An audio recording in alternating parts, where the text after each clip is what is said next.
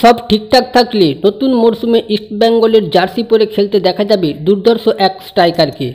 Friends, আর এই striker হলেন Morocco footballer Hamid Ahadad. গত মরশুমে দিয়ামন্তকাসকে নেওয়া হলেও সে প্রত্যাশা পূরণ করতে পারেনি ক্লাব ও সমর্থকদের।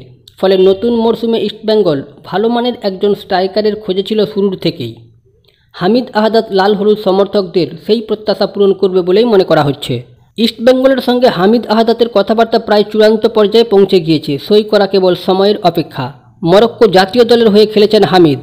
মরক্কো লিগের পাশাপাশি মিশরের লিগেও খেলেছে সে। মরক্কো ক্লাব এল জাদিদির হয়ে 20টি গোল রয়েছে হামিদের। মিশরের জামালেক ক্লাবে সেইভাবে সফলতা পায়নি হামিদ। ফিরে আসেন মরক্কোর একটি ক্লাবে, সেই ক্লাবের হয়ে মোট 21টি গোল করেন হামিদ আহাদাদ।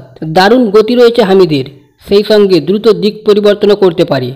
গতি তার সম্বল, টেকনিক্যালও খুবই ভালো, ফিনিশিং দুর্দান্ত।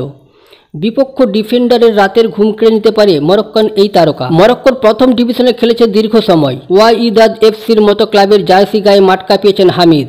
এই ওয়াইদাদ ক্লাব বিশ্বকাপ খেলেছে। বর্তমানে বটলা ক্লাব থেকে ইস্টবেঙ্গলে আসতে চলেছে হামিদ আহাদাদ। মাত্র 30 বছর বয়স তার। ফলে লাল হলুদের গোল খরা কাটাতে পারে সে, এমনটাই মনে করছে লাল হলুদ ম্যানেজমেন্ট সহ সমর্থকেরা। এই পর্যন্ত ইস্টবেঙ্গল ব্রাজিলিয়ান মিগুয়েল এবং প্যালেস্তাইনের রশিদকে পাকা করে ফেলেছে। এবার লাল হলুদের পথে মরক্কোর হামিদ আহাদাদ। তাহলে কি এবার অস্কার ব্রুজোর হাত ধরে হাল ফিরতে চলেছে ইস্টবেঙ্গলের? আপনাদের মতামত অবশ্যই কমেন্টে জানিও। আর সব ধরনের নতুন নতুন আপডেট পেতে আমাদের চ্যানেলটি সাবস্ক্রাইব করে পাশে থাকুন।